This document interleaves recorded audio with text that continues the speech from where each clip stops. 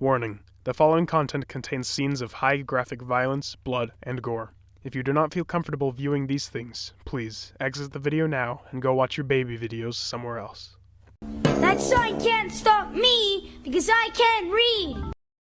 Against all the evil that hell can conjure, all the wickedness that mankind can produce, we will send unto them only you. Rip and tear until it is done. For years, one game has remained at the top of the food chain.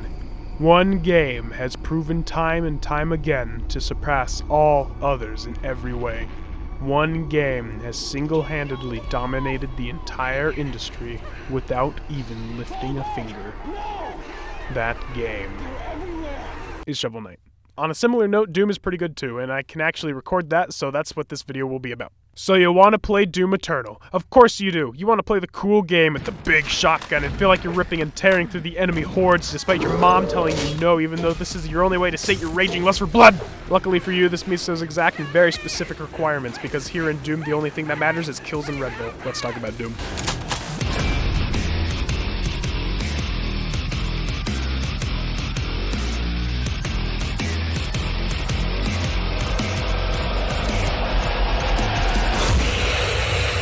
Doom is widely known for, you guessed it, high graphic violence, blood, and gore. And though it is thought of as one of the worst possible M-rated games on the market, it's not actually all that bad. I mean, there isn't even a single cuss word throughout the entire game, so it can't be that bad, right? Oh, it is so incredibly bad. What was I thinking? Oh dear gosh, please. For those who can handle it, however, it is easily one of the best first-person shooter experiences you will ever purchase. But I'm not really into single-player games. I don't care. Go kill some demons. Talking about Doom Eternal specifically, we are given so many fancy shiny bells and whistles to keep track of that I can't possibly talk about all of them in one video. Except I can, and I will. Because I'm an epic gamer, I chose to play on Nightmare difficulty for my very first run through the game, the hardest difficulty you can play without it becoming Minecraft Hardcore. However, I kinda messed up on recording, and by that I mean I forgot to record it all, but here's a brief reenactment of my experience with the first level. Right. Today we're going to put on our big person undergarments and go do the difficult thing that we've been putting off.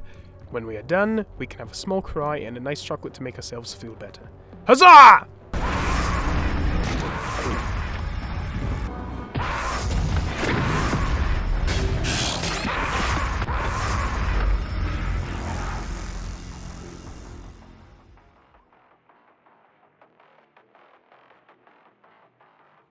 Naturally, I wanted to get this footage out as soon as possible, as well as not absolutely blowing your minds. So I decided to lower the difficulty down a notch. And let me tell you, there is a major difference between the hardest and second hardest difficulties. It goes from being hard to like seriously. In the first Doom, it flat out tells you that Nightmare is completely unfair. But that doesn't matter for the truest of gamers. Just let me get this footage first. Also, I just want to say I was using the original gun sound pack, so all of my guns sounded like this.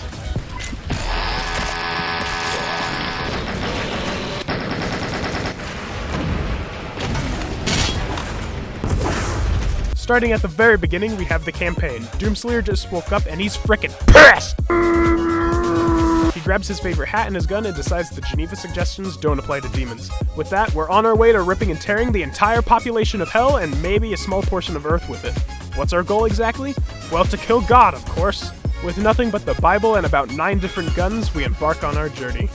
Wait, but you only start with the combat shotgun. That's called a segue, dummy. You may be thinking, how am I going to save the human race from the infinite forces of hell without some shiny irons to assist me?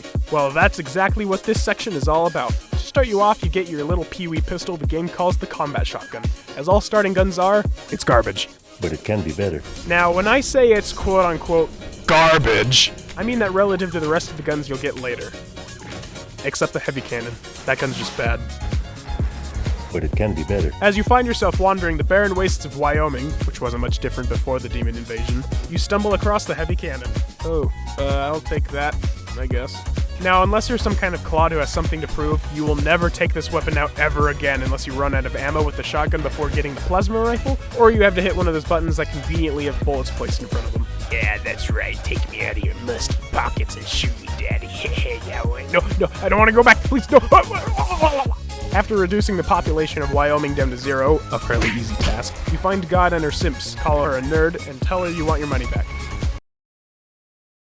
Oh shoot, it's this guy again. Look, I don't have your money! How do you keep finding me? Why are you screaming? Next gun you get is a plasma rifle, which is just as boring as the heavy cannon, but it's actually useful. Ooh, I'll take that, thank you. It does plasma rifle things such as plasma, release emotional buildup, and microwave. You will likely not use as much until later in the game, but that's okay. You've got plenty of space, so we're going to be cramming as much junk in your pockets as possible.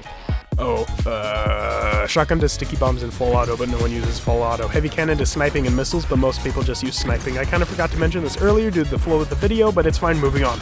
After that, you end up in Antarctica for some reason, and find out one of the simps from earlier was totally hoarding your precious pretty princess known as the Super Shotgun. The nerve of some people. Anyways, we kill on sight and go about our business until we do some mind control on this guy to get our little precious back. Oh, why, thank you, I'll take that.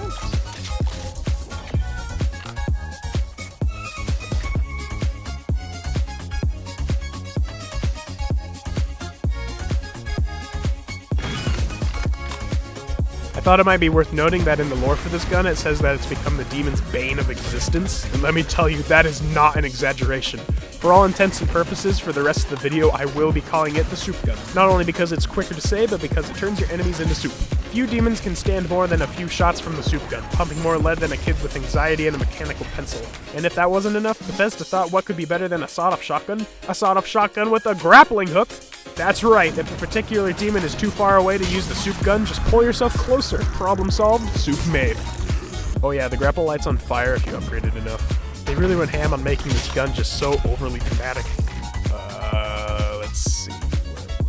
Oh right, we go and kill the simp and his pet, but not before picking up the rocket launcher, literally used by demons themselves, or at least that's what the lore says. This weapon unloads heavy damage at a distance at the cost of low projectile speed, but unlike your failing relationship, this problem can be solved. With a little bit of love in WD-40, the rocket launcher can fire a burst of lock-on rockets. Or you can manually detonate, I guess. But lock-on burst, woo! For times when you want damage, but are too much of a wuss to get closer. Don't worry, rocket launcher, we all want to be soup gun when we grow up. After that, God gets just a little upset at us and decides to recreate Coconut Mall, but with human flesh. Fine by me. After some shopping, we find one of the only guns in the game that can compare to the soup gun. The chain gun. Oh, what's that? Oh, I'll take that. Whoop! Well, whatever. Oh no, you chose the wrong day, fool!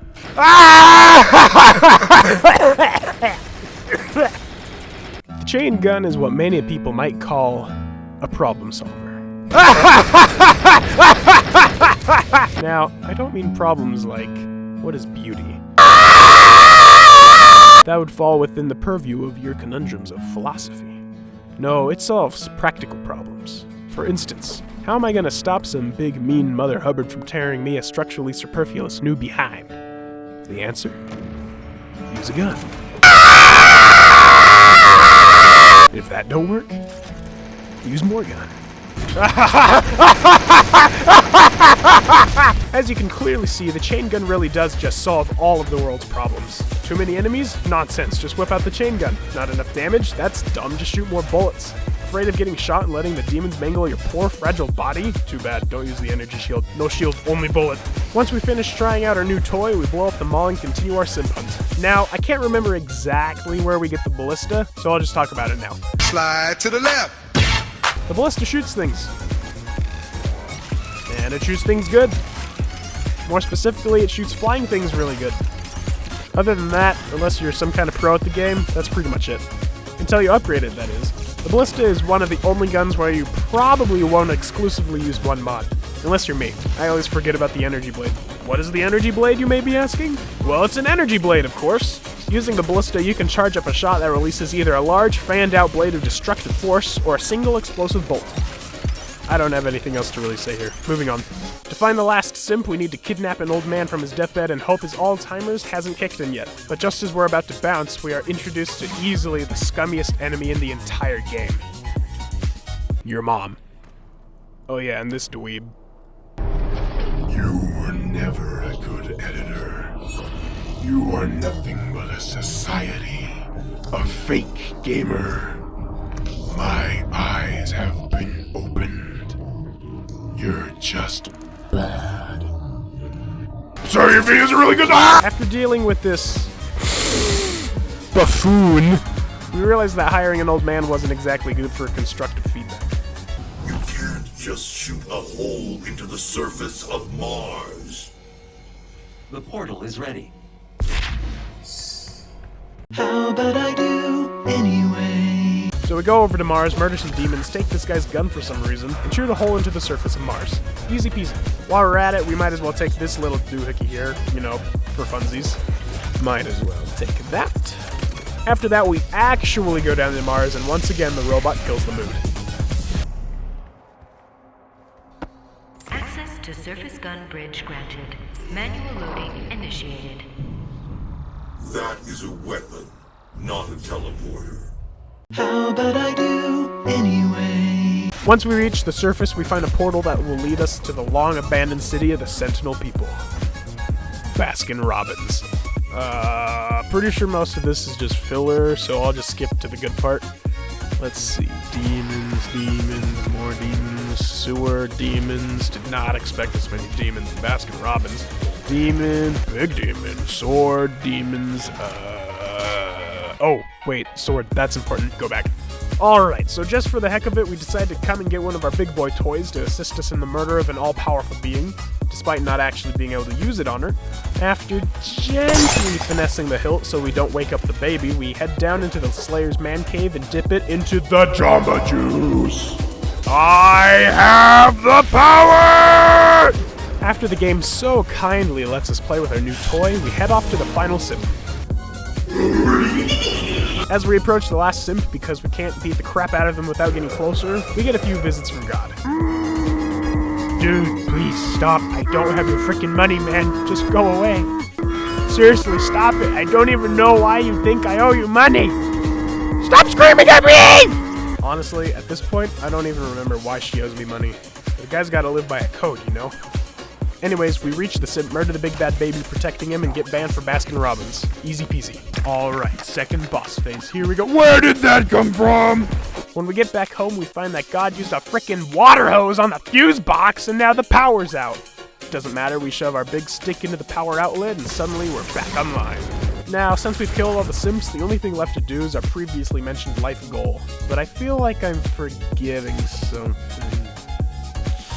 Something important. The Unmaker is a very big gun with very big damage, although everyone's too conservative to actually use it. It uses a special rare ammo type that you can find occasionally on certain maps, usually in places where you can put it to good use. But if you've been finding these ammo drops before getting the Unmaker, what were you supposed to use it in before? Exit portals should take you directly to the Mars surface facility.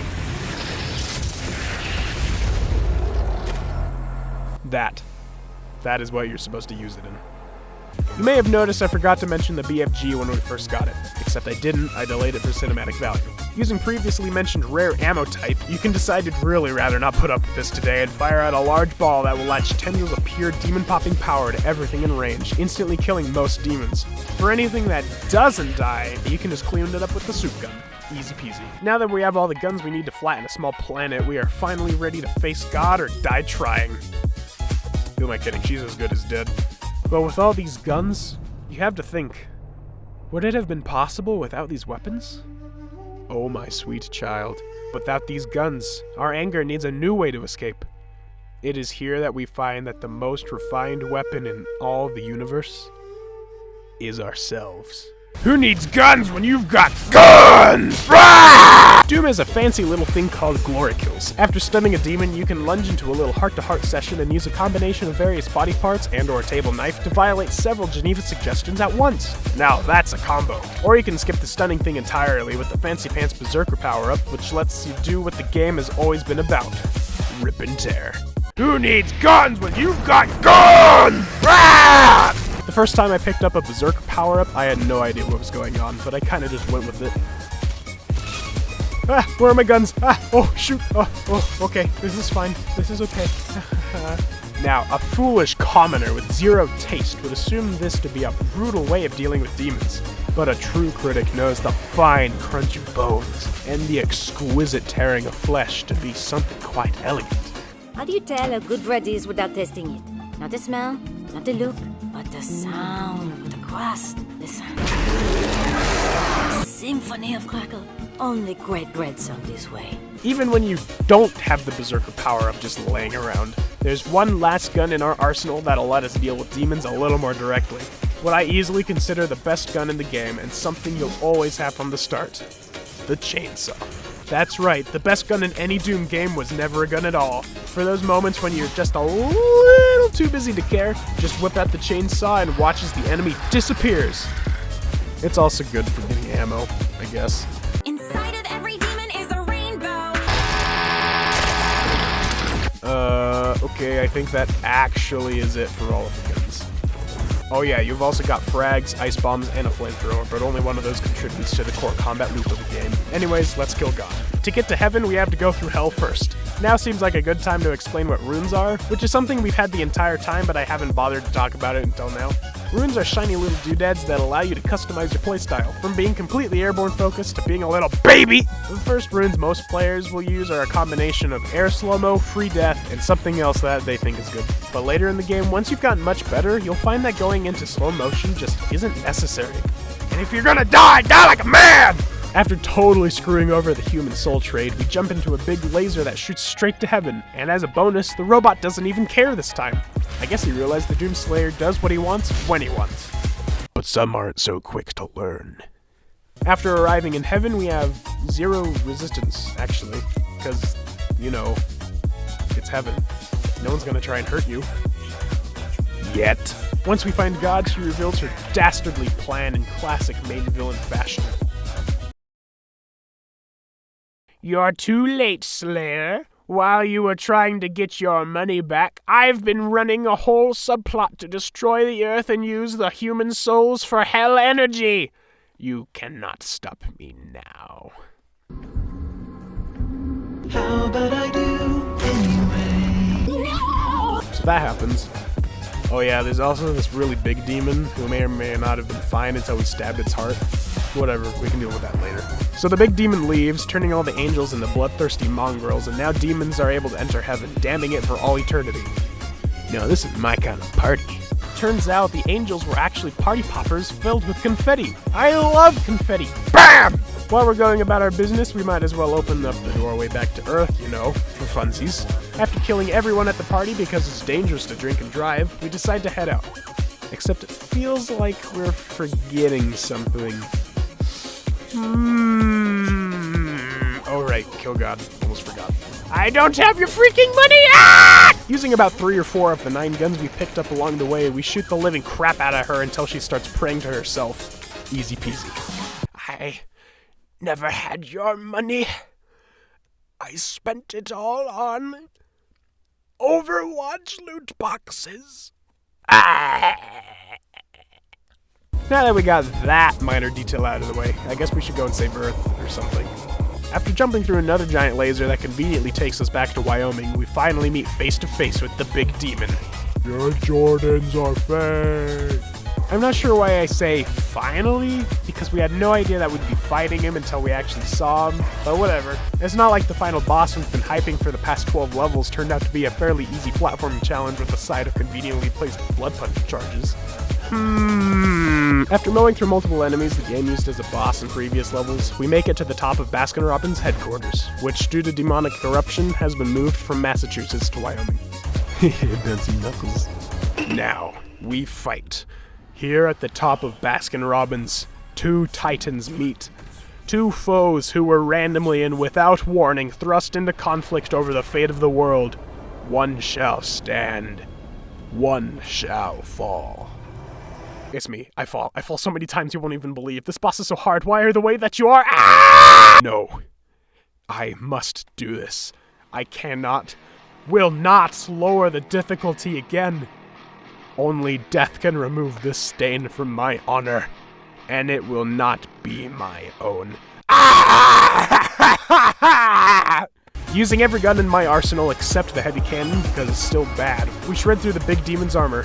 There are other demons too, but compared to having to laser focus on the boss, they kind of just end up being, oh, don't hurt me, ah! After encouraging some body positivity, our big demon friend finally feels comfortable taking off his clothes in public, a totally normal and okay thing to do at Baskin Robbins. Unfortunately for him, it was actually a trick to get us to the second boss phase. Sorry, bro. The second phase is just like the first in every way that means ah! But now he's naked and the terrain is much more open and exposes my fragile body to the elements. The pain elements, that is. The battle was so intense it even crashed my game and made me frickin' restart from the beginning of the second phase! For the second phase, we have to gently massage the big boy's muscles to release all that pent-up tension. Gently. There are still other demons around the stage, but now they're a much bigger problem. Luckily for us, we've got our fancy pants glow stick here that conveniently heals us on kills. Easy peasy. After totally not dying for like an hour or two, I was able to relieve our friend of all his tension. See? Look at him. So calm and stress-free now. To finish off the job, I performed some unlicensed acupuncture to ensure our big friend is completely and totally relaxed. Permanently.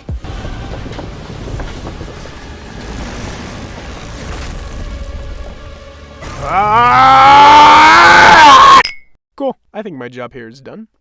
Whoop! So we've done it. We've journeyed through heaven and hell, killed God. I may or may not have given our friend permanent brain damage. But I can't help but feel something. We've come all this way, found all these guns, murdered so many demons. But now our journey is coming to an end. Perhaps the goal was never to kill God. Perhaps it was never about the journey, but about the guns we made along the way. So that's Doom Eternal. Depending on who you are, it's either a bloody gore fest of violence and death, or a big meme. Or maybe even a strange and beautiful mix of the two. Either way, if your mom will let you, I highly recommend playing. Even if she doesn't let you, just convince her it's a super Christian game about purging sin. That'll totally work. Even with such an intense game, it can sometimes be quite therapeutic. Sometimes I just sit back, turn on some fun cheats, and turn on some relaxing music. I'll just leave you with some unedited gameplay so you can see exactly what I mean.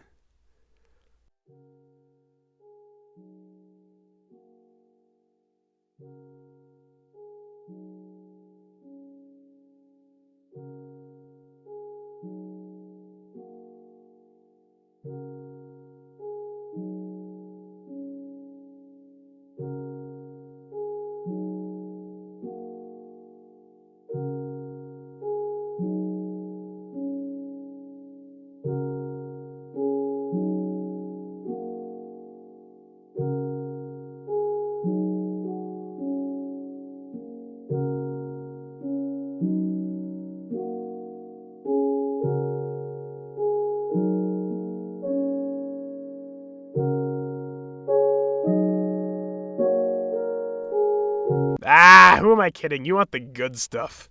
Cue the Shanty and the Pirate's Curse music. It is their time to give penance.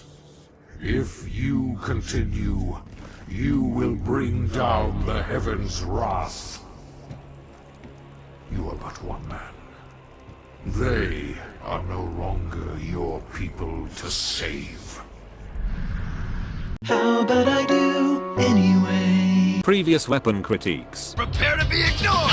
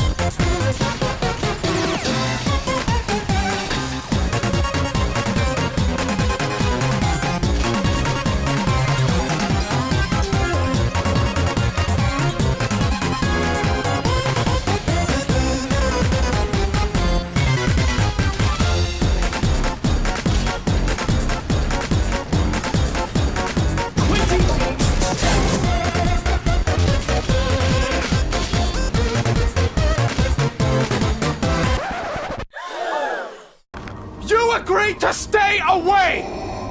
I lied.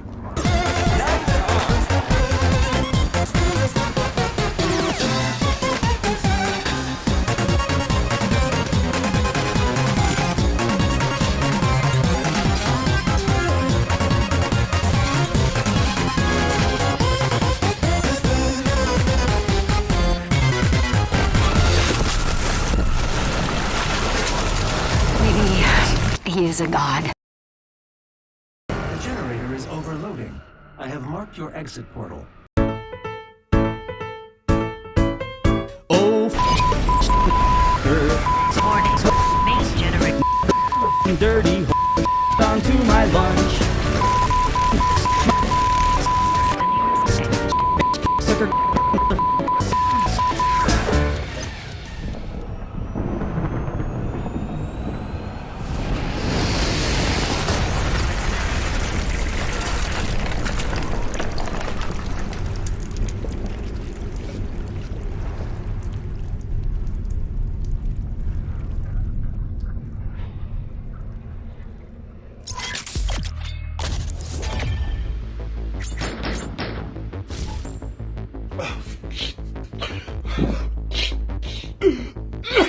And that's all I have to say about that. Now get out!